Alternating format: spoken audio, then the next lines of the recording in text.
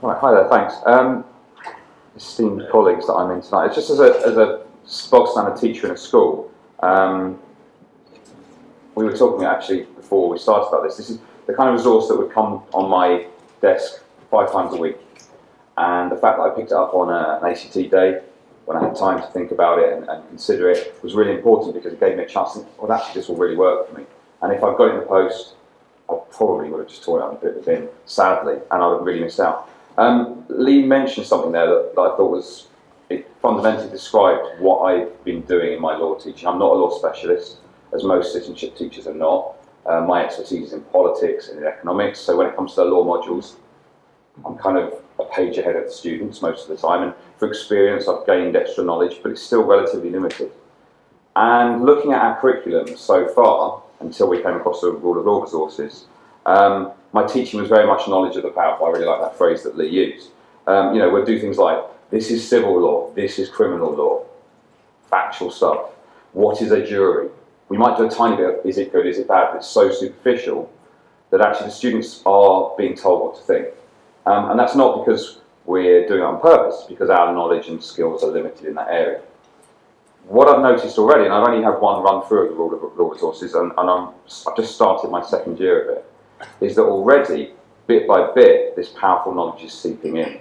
It is challenging their thinking, it's challenging my thinking, and I would at that point you said about a rule of law way of looking at the world. Actually, I'm starting to find it, because I have other hats on as well, I'm in pastoral care and things like that, that actually I'm starting to see some of the students articulate the arguments we've looked at in classrooms when they come to discuss the fact that they're being unfairly treated as a punishment or something like that. So for me, I'm very excited about, as we develop this resource, attempting to do what we always try and do with citizenship and try and bed it in as part of the school so that it's valued and it has a real sense of commitment to it. And I really think this will do it. So what I want to do for you today is just try one activity from lesson 4. So we're quite a long way into the resources, but I was looking for a really short resource, a really short activity that would give you a flavour of it without a prior need for past knowledge. So this is part of the lesson on access to justice and fair trial, which has been described in quite a long way already.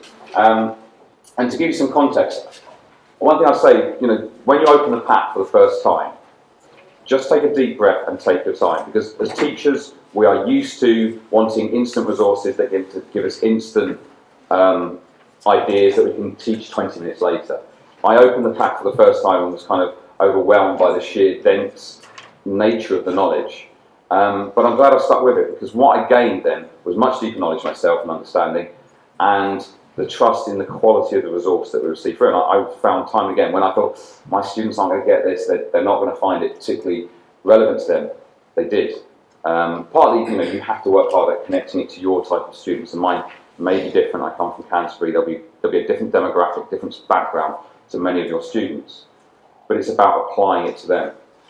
So lesson 4, access to justice and fair trial. Just to give you a background, the starter activity is a brilliant short video. It looks at a 16-year-old boy who's been arrested in Malta. He's held without charge or access to a lawyer for 5 hours. And it's a great start, because you just say to them, look, what wasn't fair about this? We know from experience that talking to young people about fairness is such an obvious starting point. And they were full of it. It started the lesson so brilliantly. Lots of examples, lots of really good starting points. Then, and I like this about the resources time and again, trying to get the relevance to themselves as young people. The second activity looked at the idea of being caught up in a protest. And again, we've seen in recent years a number of protests where people are kind of corralled into a corner and arrested for just being there. And a few of my students, not many, but a few of them have been in those protests. They recognised the situation, and again, instantaneously, it was potentially about them, and that was really, really important. And what we got out of that was the idea was, what do you need for justice to be done here? You've been arrested unfairly. What is it you want to happen to you now so that you feel that you've been treated fairly? These are both really fundamental building blocks for this idea of justice. And again, where possible, linking into the idea of justice in the school. And again, students were very helpful. I was really keen as a pastoral leader to mention, do you remember when you got done for this and how it worked? And it was really, really gratifying to see that. We then moved on to, and there is something about legal aid in the middle, but it's quite long, and I just couldn't fit it into the lesson. There's so much good resource there, and I would have liked to. We then moved on to the idea of fair trial, and the first activity I really liked, and they really argued about this. They had to choose characteristics of a judge, and I used there's some options there, and they're all really good. And so what they were happy to do was pick the most important ones, and we had massive argument, massive debate, way too long, and I was already thinking I'm running out of time for the lesson, having even started the main bit we're going to talk about here. But we got those characteristics, including independence, fairness, reasonableness, and again, it was at this point I connected it to being a teacher or being a head of school. You know, is that similar to being the head of the school? And they saw that instantaneously. And if I wanted to, I could have gone off on a tangent there, but for 10, 20 minutes. So the activity I want to show you really quickly was leading on from that. And the idea was that we'd learned the key principles and characteristics of being a judge. We also, of the judge's characteristics, we also then need to consider the principles needed for a fair trial. I mentioned to them at the beginning, I'm going to mention to you, innocence until proven guilty, and that everyone has the right to be heard. And so I made those very clear at the beginning, and they were clear in their knowledge. And so I introduced the activity I'd like you to try for 1 or 2 minutes today. So you've got a sheet in your pack if you haven't pulled it already. I'd really appreciate it if you could pull that out, because it'll give you the resource you need.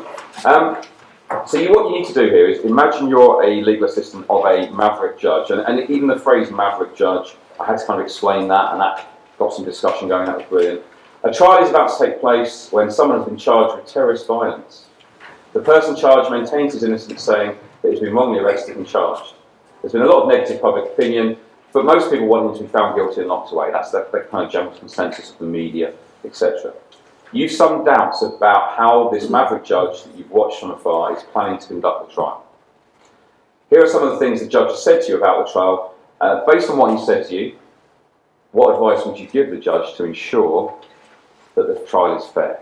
Okay, now, what I tried to do in the lesson, again, I was short of time, was to let them have a go at all 6 of these. For the purposes of this, a couple of minutes, what I suggest maybe is, on the far side, if you look at A for me, the middle on this side, straight in the middle, look at B, C, and D. If I can just give you 30 seconds to read your respective piece of information from your judge, and just jot down at the bottom just what advice you would personally give. I'm aware there's some legal experts in the room. Hopefully some good quality answers will come out of this. Let's have a look.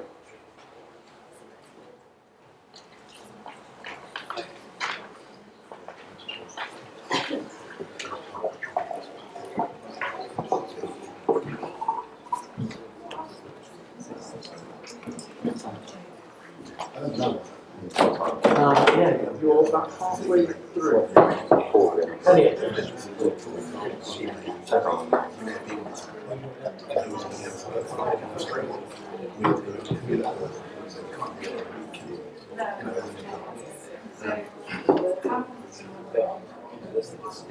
lots of neat notes saying that.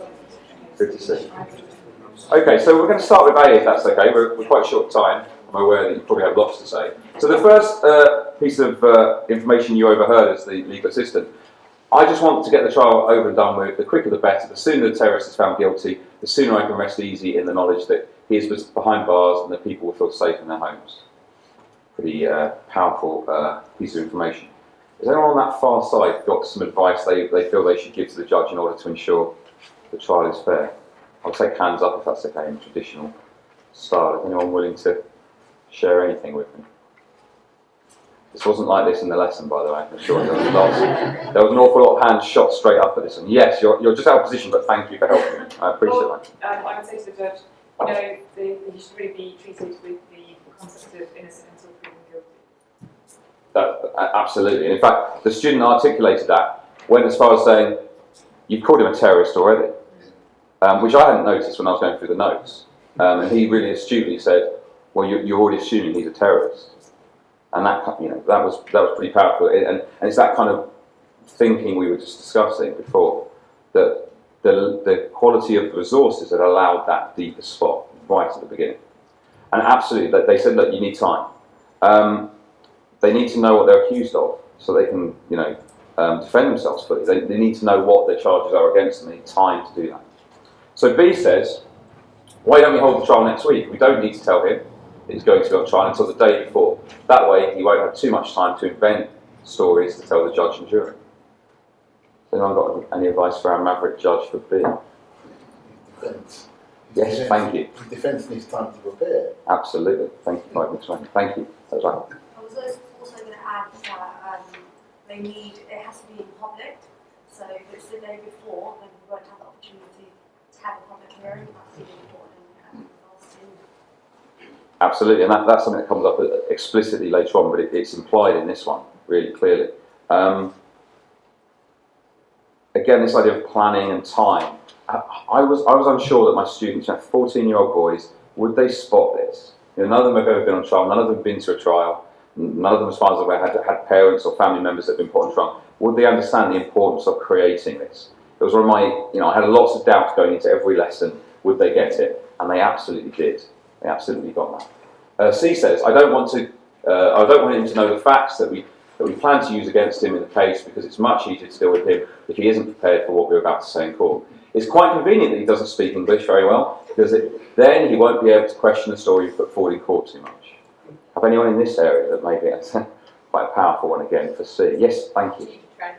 Yeah, absolutely, and again, I was concerned that it might be too subtle. It's not, it's not as obvious piece of information. Straight away, student said, "There's a translator missing. How can he have access to a fair trial if he doesn't know what's going on?" Yeah, So you've also broken the right to a fair trial. absolutely. Well, literally, as a non-expert, I'll take your word for that. This is where you have to wing it a little bit in these lessons. You have to kind of, absolutely. You find your way. I'm not going to do that in this group here today. I'll do it at home in my classroom, perhaps a bit more. And then finally, D. We could go forward, but they're all very similar in this context. We'll let him know that if he doesn't want to be found guilty, he's going to have to prove that he didn't do it. We'll give him a couple of days to come up with something. If he doesn't manage to show that, that will show he's guilty. Is there anyone here? Yes, thank you.